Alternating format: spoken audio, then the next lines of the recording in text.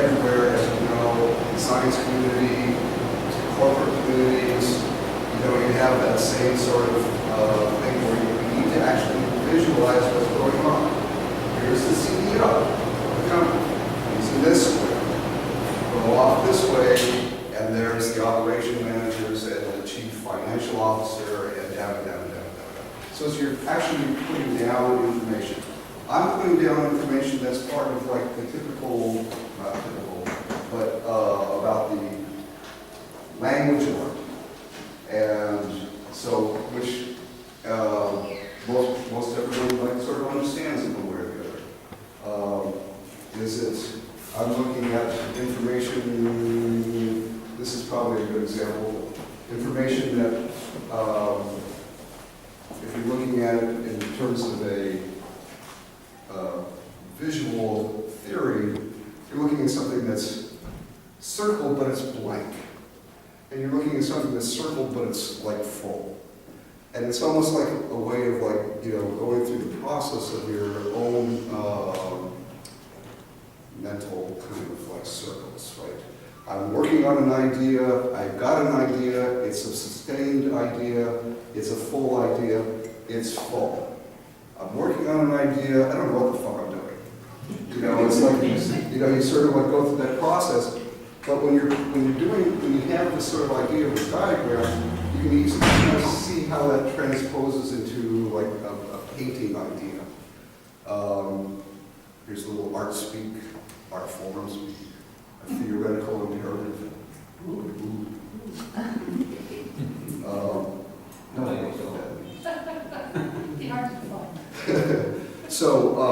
So that was how this sort of thing sort of happened or started. Eventually, that turned into something else. These type of shapes and all that kind of stuff started to explode and come open. And I was looking at something that was almost like, again, like information, but an abstracted information, a visual information, like you would use an alphabet. And you start to get to see these things, where normally you would see that closed, like you would see here, and I've opened it up. And I'm looking at a language almost. I could turn that into a V if you wanted to. It still occupies the space.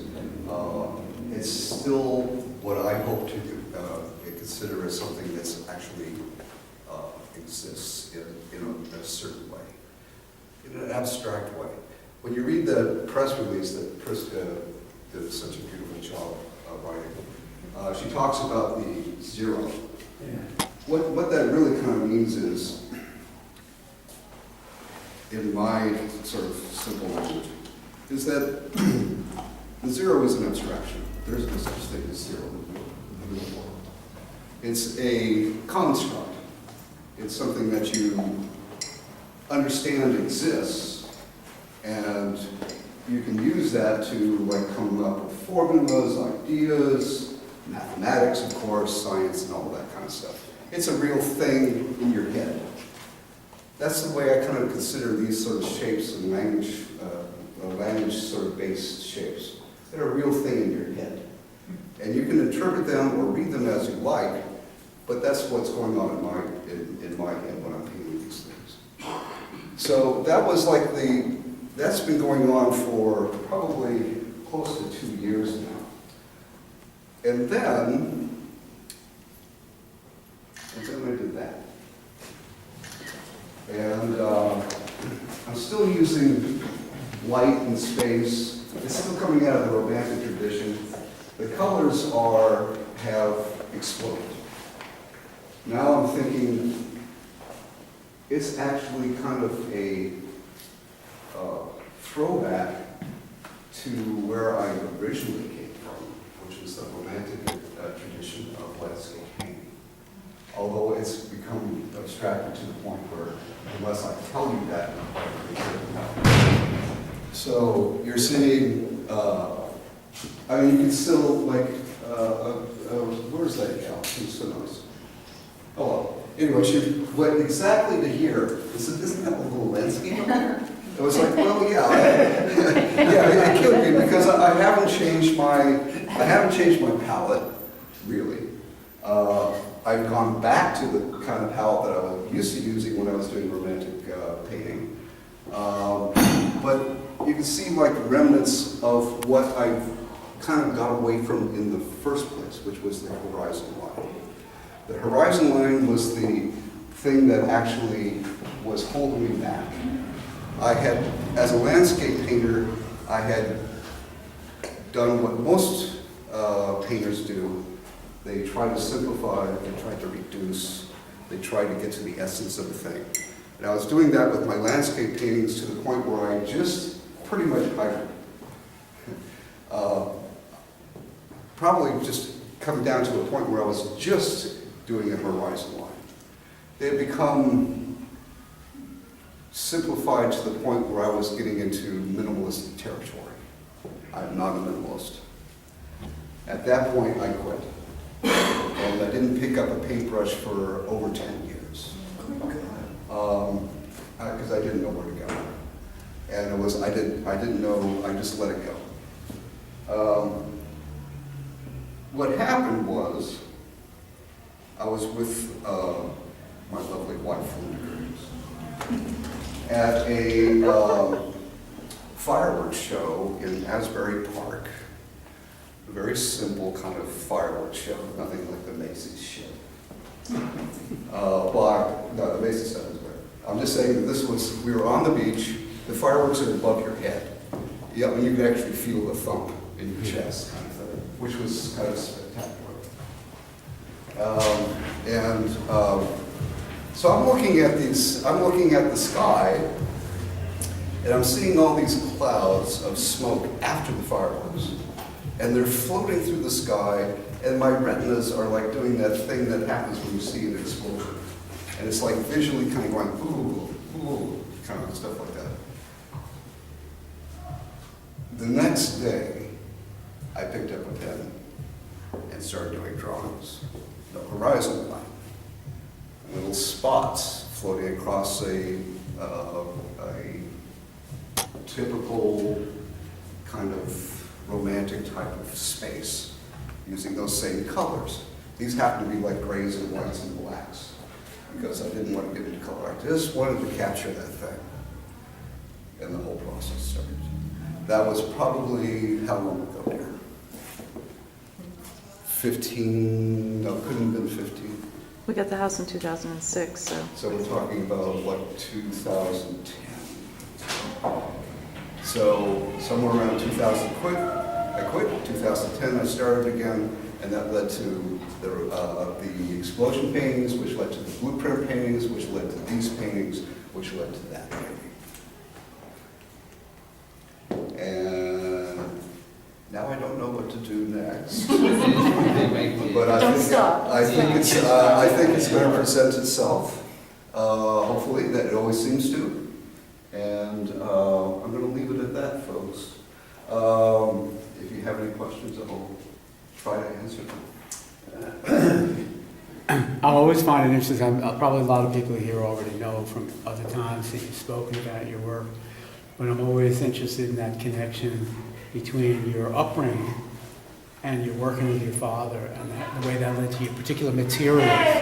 Such an interesting story, because Alan's father was a roofer, and he used to be up there on the roofs with his father working with tar and stuff. That's how he got into using this material. I'll tell the story for Alan.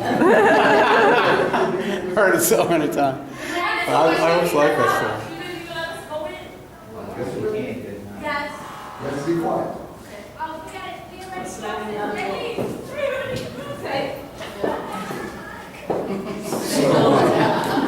He was in mid-sentence. Yeah, I always try to keep it going there with your father and you on the roof with the materials and how you got to use these unusual materials. Okay, so about the materiality of these things, he's exactly right. When I started doing the diagramming stuff, I was using traditional oils.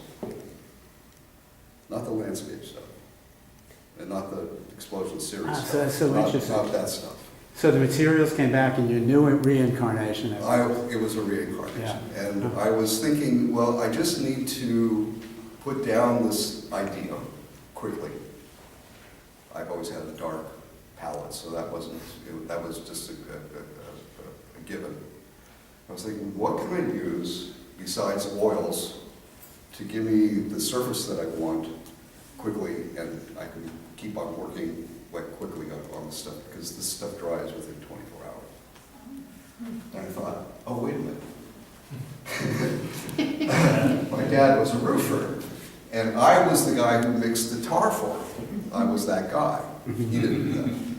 He was, he had his young punk kid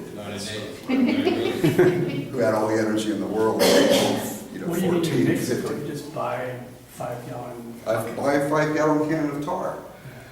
Here's the thing. You see this stuff. The stuff that I buy is for actually coating commercial roofs.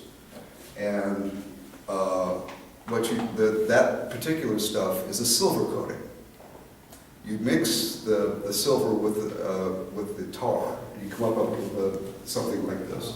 And you roll it on the roof, and it protects the roof from the sun, so it can go for another 10 years without replacing the roof. What I do is I scoop the silver, this is silver oxide. I scoop the silver oxide out of the 5-gallon can. I put it into a separate can. The rest is this black stuff. Then from there, I can graduate the tones, the tonality of the stuff by adding 1 part kerosene, 2 parts, 3, 4, 5, 6 part kerosenes. And I can come up with, you can see it more in here, these sort of gold tones and stuff like that. So I have actually a pretty good range of values, coming from a can of tar that is 5 gallons for 50 bucks. If I was going to use, let's say, Old Holland dark sepia, I would be broke. I wouldn't be here at all. So it was economical, it made sense, there's a beautiful materiality to it, it's glossy, dries within 24 hours, and I can go back to work on it. So it was like a little light bulb went over my head, so that's how I started using it. And that corresponded to shifting from landscape to atmosphere. That's correct. That's correct. Because you have such a nice supply of. Yeah, Yeah. yeah, pretty much. When you, can I say, eliminated or escaped from the horizon, is that a misrepresentation, or is that pretty much how you felt? No, I was Did you very- feel liberated when? Oh, absolutely. When you got to zero? Completely. Yeah, completely, absolutely. It opened up my entire idea about like where I was going with my art. Yeah. You see, I have to start,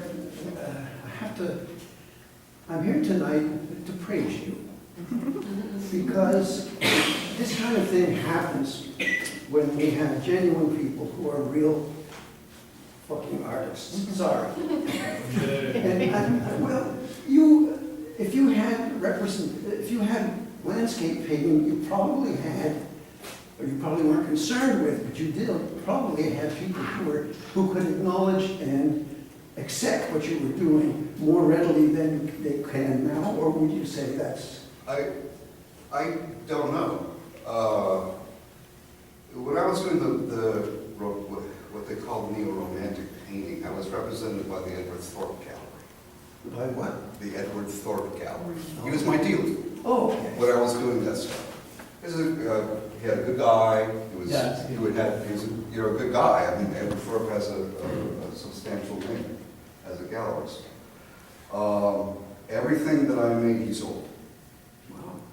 And he had me in some great shows, including some shows that where I was with like people that I felt it was like an honor to be in the same show with them. Epiphanies, actually, was the show back in 1990. And he also put me in the show at the Whitney Equitable, again with some people that were just outstanding, Bleckner, Fischel, Rockstar, Downs. It was fabulous. Was it because because of his representation as a gallerist that brought that about? Or was it that the landscapes were more accessible on a certain level? I have no idea. I really don't. And you know what, I really should, I never really cared. No, I'm sure. Yeah, it's not. But getting back to Crazyville. No, but I was thinking about you last night before I came over, and I haven't seen many of your paintings. In fact, this is it. But it struck me that if you had left representational landscape painting to do something that is less accessible for a lot of people, and you don't give a damn about that. Am I correct so far? Yeah. Okay, I'm thinking of parallels and I'm thinking of a guy named Arnold Schoenberg, who was a composer. The composer, yeah. Yeah, well, he composed very acceptable but very chromatic music at the turn of the century. Yes. Transfigured Night and Palliative. So, but the point was, he found that he was approaching his zero. Mhm. He could no longer tolerate the limits of chromatic harmony. Right. And so He broke out. he evolved into what we call a 12-tone system. That's right. And he couldn't have cared less who liked or didn't. Well, I have to interject here because I know in a sort of a romantic sense that's kind of like, it's very appealing. And I'm a big jazz and classical freak. I always have been.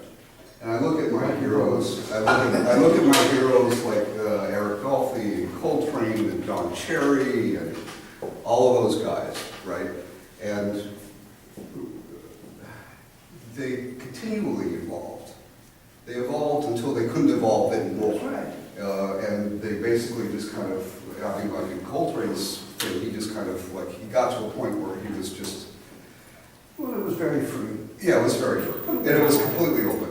And that, all that stuff, and you're looking at that timeline, but I got to say, as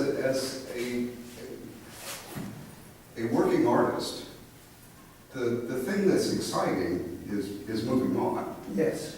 That's the exciting part. I would be fucking bored otherwise.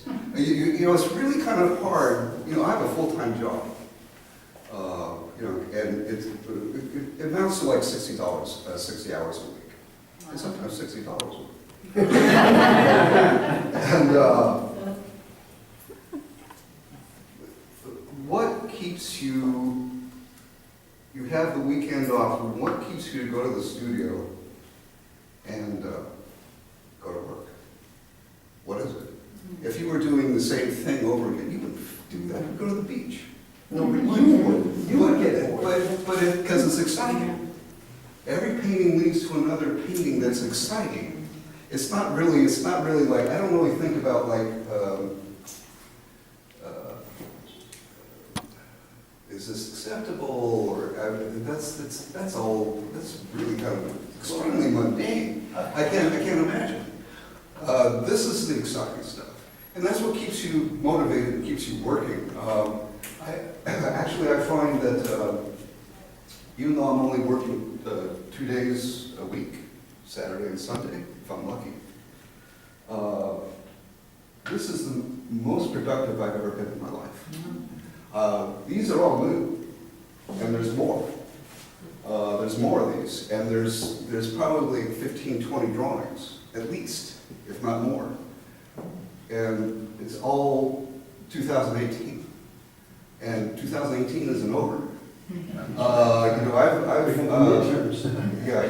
the winter is usually when I'm most productive because I'm a little bit of a sun whore. The sun comes out one week. Seriously. Yeah. Question, maybe you touched on this earlier, but do you feel are you abstracting something that you see with your eyes, or are you abstracting something you experience in your head, or are you just kind of going with the... It's pretty much all that. Yeah. The only thing that references anything real is actually probably the spatial elements, formal spatial elements, that still kind of fall back to the landscape materials.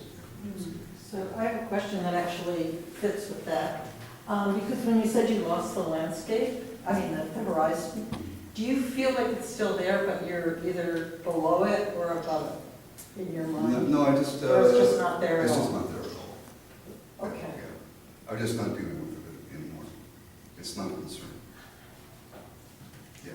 When you made the shapes really jagged, like on those two, that one and the one next to it, were you feeling any kind of anger or dealing with any sort of aggression in your life that you sort of worked out on canvas? No, I get the headache back when I do that. Kidding.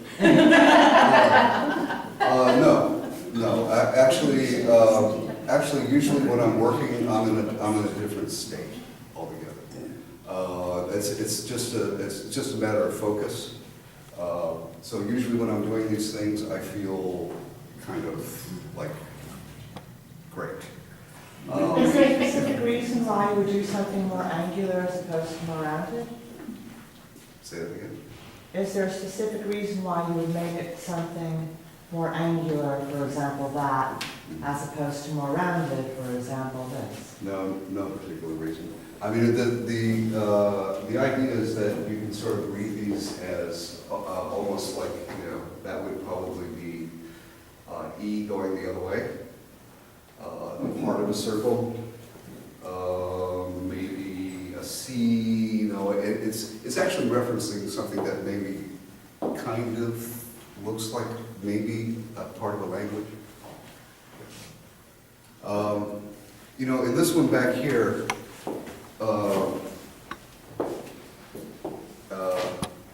Arabic script was actually something else. This whole thing here. Yep. Whoa. Yeah, I can see that. Except it's, Exactly. Now, okay. So, again, these marks are really kind of, the influence is actually what you would use to make an alphabet of some sort. But not really. It's not really an alphabet. Can you finish telling us about this one? I mean, so you did you told us about these. Was this kind of a language thing or an embellishment? Yeah, it was starting to show up. Embellishment or these? No, it was starting to show up. I mean, you can see that this is one of the earliest ones, right? Yeah, You can see that this was starting to show up here. but after the spheres. Yeah, after the spheres. Yeah. Exactly. And what about this part? I'm not sure about that. I thought you sure said those about- were theater curtains. Well, it does reference curtains. I was like, almost like pushing something aside Oh, yeah. to like look at something that's like existing in a space that's a stage that's all its own. So I played with that for a little bit. This was the only one that was successful using that sort of motif. So I didn't do it again. So how do you decide to place them on the surface? The image, the Oh, actual. formally? This is a formal thing. No, but I mean, does it happen like bing, bang, bong, or do you? Oh, no, God, no. I mean, if you look closely at this, you can see where I had a shape here, I had a shape here, that the curtains were actually on this side at one point. So I'm doing this as I go along. It wasn't right over there. This is just formal stuff. This was too big. This okay. I left it. It's that sort of thing. Yeah. That's just a work in progress. So how long did Any you- visual artist goes through that process. What was the time, from putting the tar on to the final touch, what was the time frame? A month. Okay. It's other Maybe. paintings in between too at the same time, right? Yeah. I typically work on 3 to 4 paintings at a time. So I get into a studio and let's say I've got like these 4 going on. And I'm like, I make this mark, I go, I like that mark, but, so I'm gonna use something like that over here. So I'm that guy with like two brushes. And a big bucket of tar. And my wife comes in and I'm covered in tar. And my left arm has gone numb because I'm breathing the fumes. And she's like, you're having a stroke. And you have to get outside. And I go, I'm busy. And she rightfully kicks me out of the house. So, but that's how I work. And you thin with kerosene? You thin, yes, that's what you thin tar with. Kerosene. Any arsenic? Just for kids. So amazing. How did I get on this side of the room? Because you were thinking about that. Anybody? Okay. Thanks for all. Thank you. That was All fun.